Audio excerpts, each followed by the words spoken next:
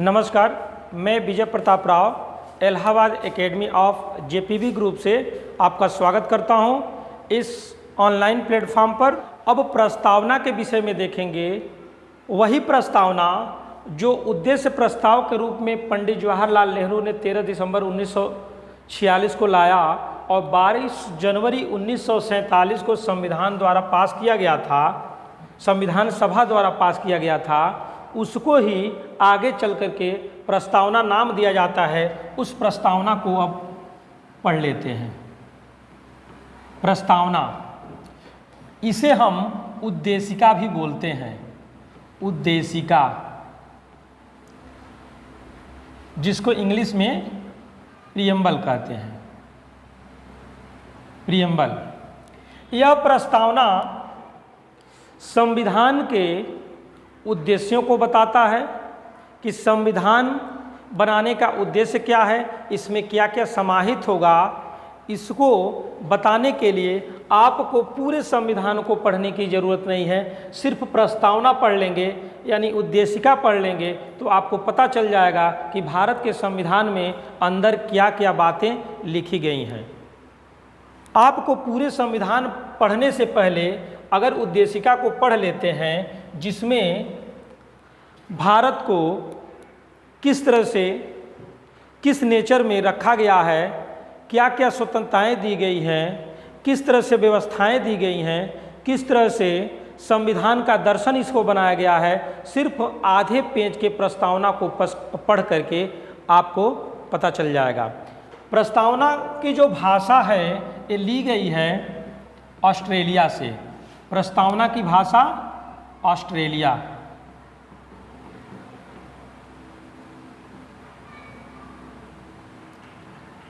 प्रस्तावना की भाषा ऑस्ट्रेलिया से ली गई है और प्रस्तावना का विचार संयुक्त राज्य अमेरिका से लिया गया है, यानी यूएसए से। इन दो बातों को ध्यान रखेंगे। अक्सर क्वेश्चन पूछता रहता है प्रस्तावना की भाषा कहाँ से ली गई है, ऑस्ट्रेलिया से ली गई है। प्रस्तावना का विचार कहाँ से लिया गया, संयुक्त राज्य अमेरिका से। प्रस्तावना क्या कहता है, हम भारत के लोग भारत को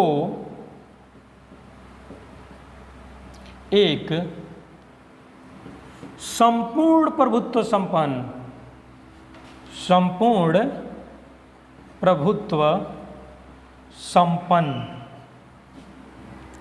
समाजवादी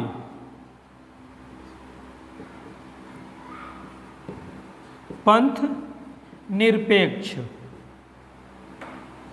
लोकतंत्रात्मक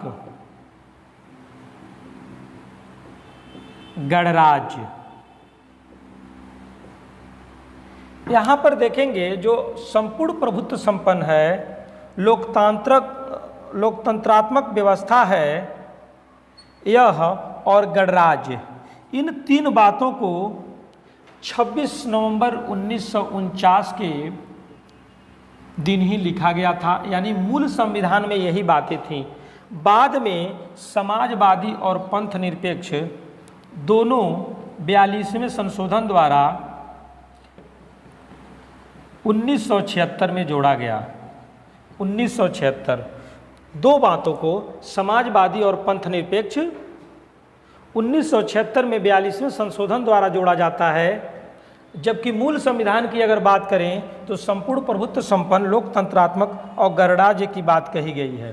कहने का मतलब भारत का दर्शन यही हो जाता है कि भारत कैसा होगा। सिर्फ प्रीएम्बल को पढ़ने से भारत संपूर्ण प्रभुत्व संपन्न होगा, यानी आंतरिक और बाह्य रूप से सर्वशक्तिमान होगा, किसी और के अधीन नहीं रहेगा या किसी और की बातों को मानने और सुनने के लिए बाध्य नहीं होगा।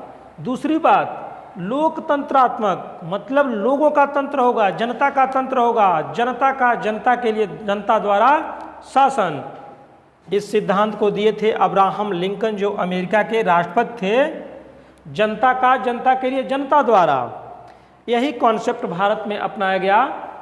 यह राज्य की प्रकृति में रखा गया कि यह लोकतंत्रात्मक होगा और गणतांत्रिक व्यवस्था होगी, मतलब भारत में क्या होगा, गणराज्य होगा। गणराज्य का मतलब यहाँ का शासक एक निश्चित टाइम के लिए चुना हुआ शासक होगा, वंश परंपरा के आधार पर नहीं होगा। गणराज्य का मतलब यह भी है कि यहाँ के लोगों को वोट देने का अधिकार, किसी भी पद के लिए चुनाव लड़ने के अधिकार, किसी भी पद पर जाने का अधिकार, यह सब यहाँ के जनता को दिया जाएगा। यही प्रियम्बल में लिखा गया था। बाद में 42वें संशोधन द्वारा समाजवादी और पंथनिरपेक्ष शब्द जोड़ा गया। यानी प्रेजेंट टाइम में अगर राज्य की प्रकृति अगर देखें, इसको हम राज्य की प्रकृति कहते हैं, तो यह कुल 5 है: संपूर्ण प्रभुत्व संपन्न, समाजवादी, पंथनिरपेक्ष, लोकतंत्रात्मक, गणराज्य। समाजवादी मतलब समाज के सभी लोगों को एक समान लाने का प्रयास किया गया है।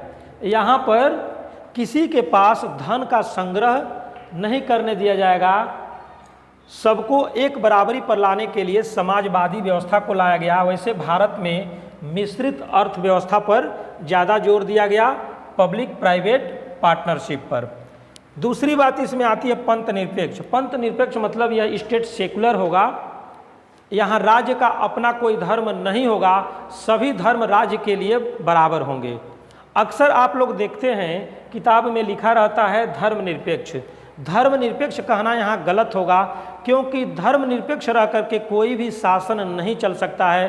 राजा धर्म से विमुख होकर के शासन नहीं चला सकता है। अगर ऐसा शासन चलाएगा तो वो निरंकुश शासन होगा, आतताई शासन होगा, डिक्टेटरशिप होगा। यह अगर स्वराज की भावना अगर देखें, राम राज्य की भावना देखें, तो पंथ निरपेक्ष तो चल सकता है, धर्मनिरपेक्ष नहीं चलेगा। तो यहाँ पर पंथ निरपेक्ष शब्द का प्रयोग किया गया है। अगली बात आती है, यहाँ न्याय की बात करता है। कहता है कि लोकतंत्रात्मक गणराज्य उन सब में समस्त नागरिकों को सामाजिक, आर्थिक व राजनीतिक न्याय, सामाजिक, आर्थिक व राजनीतिक न्याय की बात किया है। सामाजिक, आर्थिक व राजनीतिक न्याय की बात करता है प्रस्तावना में, और यह कॉन्सेप्ट लिया गया है सोवियत संघ से। जो प्रेजेंट टाइम में रूस है, उस समय इसको सोवियत संघ बोलते थे, यहाँ से लिया गया है। यानी समाज के सभी लोगों को सामाजिक लेवल पर, आर्थिक लेवल पर और राजनीतिक लेवल पर न्याय प्रदान की जाएगी। किसी के साथ कोई भेदभाव और अन्याय की बात नहीं होगी। इसके आगे देखते हैं, यहाँ पर समानता की भी बात करता है। प्रियम्बल में क्या कहता है, समानता। और समानता किस चीज का होगा, प्रतिष्ठा और अवसर। यानी जो संविधान भारत का बना है, उस संविधान के अंतर्गत सभी को प्रतिष्ठा और अवसर की समानता देने का भरपूर प्रयास किया गया है, और ऐसा व्यवस्था संविधान में किया भी गया है। किसी को भी जीना है तो ऐसे नहीं जीना है कि बस जिए जाओ जिए जाओ। जीने का मतलब वह सम्मान पूर्वक जिएगा, प्रतिष्ठा के साथ जिएगा, और किसी भी अवसर की बात आती है तो सबको समान अवसर मिलेगा, सबको समान अपॉर्चुनिटी मिलेगी, किसी के साथ भेदभाव नहीं रखा जाएगा। इसके बाद प्रस्तावना में अगली बात देखते हैं, स्वतंत्रता की बात किया गया है। जो स्वतंत्रता, समानता और बंधुत्व, 3 कंसेप्ट आता है। आपने समानता तो देख लिया, इसके बाद से स्वतंत्रता है और बंधुत्व है। ये तीनों बातें फ्रांस के संविधान से लिया गया है। यह प्रस्तावना का जो दर्शन है समानता, बंधुत्व और स्वतंत्रता का, और ये जो गणराज्य व्यवस्था है, यह फ्रांस के संविधान से लिया गया है। अक्सर इसके बारे में भी क्वेश्चन पूछता रहता है कि गणराज्य की व्यवस्था या जो प्रस्तावना में समानता, स्वतंत्रता और बंधुत्व का जो दर्शन है, जो आदर्श है, कहाँ से लिया गया है, तो आप बताएंगे फ्रांस से लिया गया है। प्रस्तावना में जो लिबर्टी की बात की गई है, स्वतंत्रता की बात की गई है, इसमें है विचार, अभिव्यक्ति, विश्वास, धर्म और उपासना की स्वतंत्रता। विचार, अभिव्यक्ति, विश्वास, धर्म और उपासना, यानी सभी को अपना विचार व्यक्त करने के लिए, अभिव्यक्ति के लिए, और अभिव्यक्ति आप लिख के भी कर सकते हैं, बोल के भी कर सकते हैं, चुप रह के भी कर सकते हैं, इशारों में भी कर सकते हैं, आंखों द्वारा भी कर सकते हैं, चाहे जैसे करें। अभिव्यक्ति, फिर से विश्वास, किसी भी धर्म को मानने का, और उपासना मतलब पूजा पद्धति, चाहे जिस पूजा पद्धति को अपनाते हैं यह अपनाने की स्वतंत्रता होगी। प्रस्तावना क्या कहता है? विचार, अभिव्यक्ति, विश्वास, धर्म और उपासना की स्वतंत्रता होगी। अगली बात करता है बंधुत्व।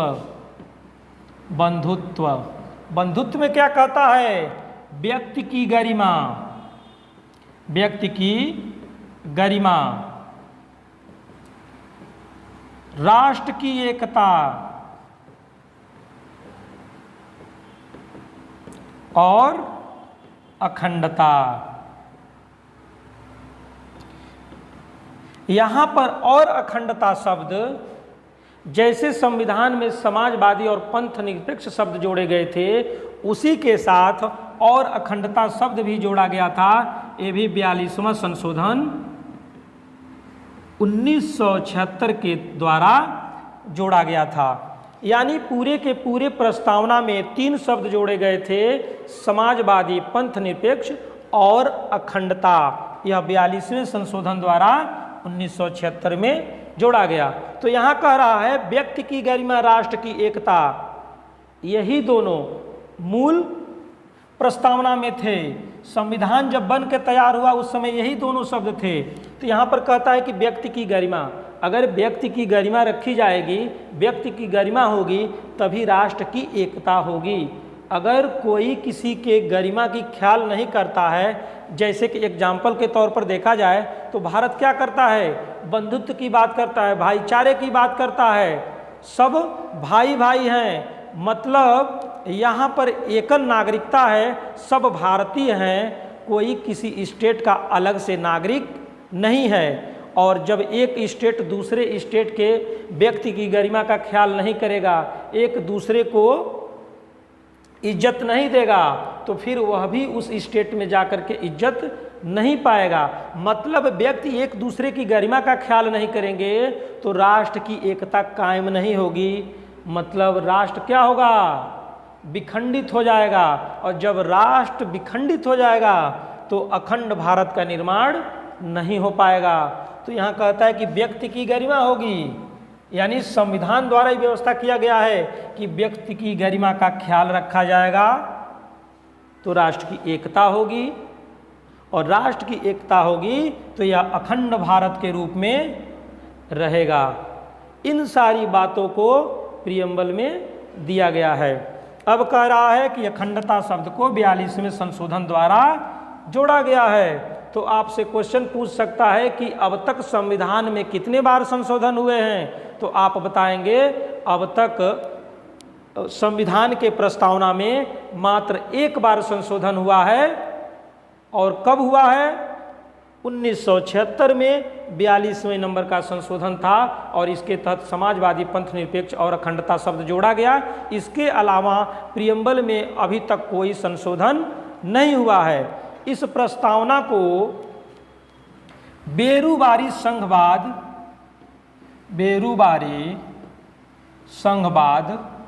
1960 में सुप्रीम कोर्ट द्वारा कहा गया था कि प्रस्तावना संविधान का अंग नहीं है, और जब प्रस्तावना संविधान का अंग नहीं है तो प्रस्तावना में संशोधन नहीं किया जा सकता है।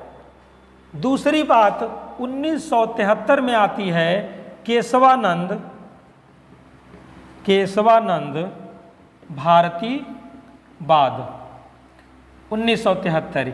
इसमें वही सुप्रीम कोर्ट कहता है कि प्रस्तावना संविधान का भाग है, एक बार बेरूबारी संघवाद 1960 में सुप्रीम कोर्ट कहता है प्रस्तावना संविधान का भाग नहीं है, और वही सुप्रीम कोर्ट 1973 के केशवानंद भारती मामले में कहता है प्रस्तावना संविधान का भाग है, और जब संविधान का भाग है तो इसमें संशोधन किया जा सकता है, बशर्ते इसमें जो संशोधन होगा इससे पॉजिटिव कंसेप्ट को जोड़ेंगे, निगेटिव नहीं। मतलब जो भी परिवर्तन होगा सकारात्मक परिवर्तन होगा, नकारात्मक परिवर्तन नहीं होगा, और जो बेसिक स्ट्रक्चर होगा संविधान का, जो मूल ढांचे से रिलेटेड जो बातें हैं उसमें आप परिवर्तन नहीं करेंगे। लेकिन आपको देखने को भी मिल रहा है कि प्रस्तावना में 3 बातें जोड़ी गई, समाजवादी, पंथ निरपेक्ष और अखंडता, यानी प्रस्तावना को और पॉजिटिव बनाया गया, निगेटिव नहीं बनाया गया। और इसी प्रस्तावना को संविधान की आत्मा कहा गया है।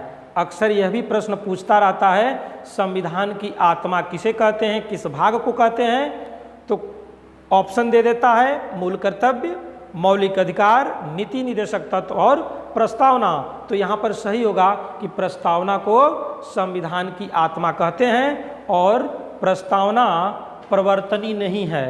मतलब अगर प्रस्तावना के तहत अगर काम राज्य द्वारा नहीं किया जा रहा है तो आप इसके खिलाफ सुप्रीम कोर्ट में नहीं जा सकते।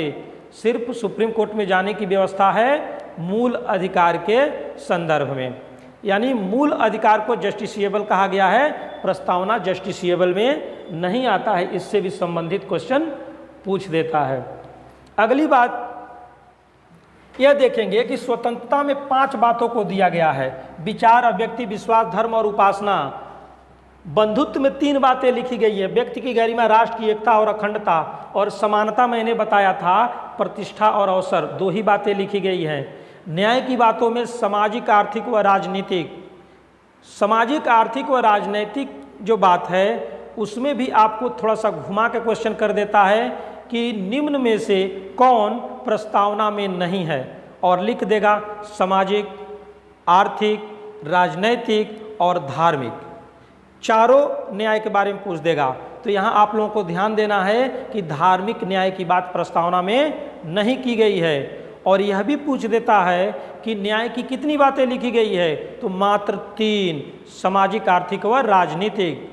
और राज्य की प्रकृति कितनी है, तो कहता है 3, कभी 5, और उसमें समय दे देगा कि मूल संविधान में या वर्तमान संविधान में। तो अगर मूल संविधान की बात करें तो आप बताएंगे 3, प्रभुत्व संपन्न, फिर से आ जाएगा आपका लोकतंत्रात्मक और गणराज्य, 3 हो गया।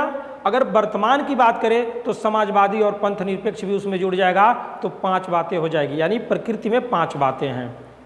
और क्रमबद्ध तरीके से लगाने के लिए भी दे देता है, कभी संपूर्ण प्रभुत्व संपन्न को दे देगा, लोकतंत्रात्मक को ऊपर दे देगा, समाजवादी को नीचे दे देगा। तो आप क्रमबद्ध तरीके से याद करेंगे प्रभुत्व संपन्न, समाजवादी, पंथ निरपेक्ष, लोकतंत्रात्मक, गणराज्य। तो इतनी बातों को अगर ध्यान देते हैं तो प्रस्तावना से एक भी क्वेश्चन इधर उधर आपसे छूट के नहीं जाएगा, सारे के सारे क्वेश्चन आप सॉल्व कर देंगे।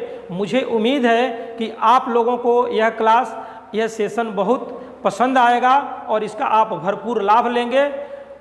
अगर जो भी इसमें कमी आपको दिखेगी तो कमेंट्स द्वारा हमको सुझाव देंगे, और मेरे से जो भी बेहतर हो सकेगा उस तरह से बेहतर देने का प्रयास करूंगा। और अगले वीडियो के साथ फिर मुलाकात होगी। धन्यवाद।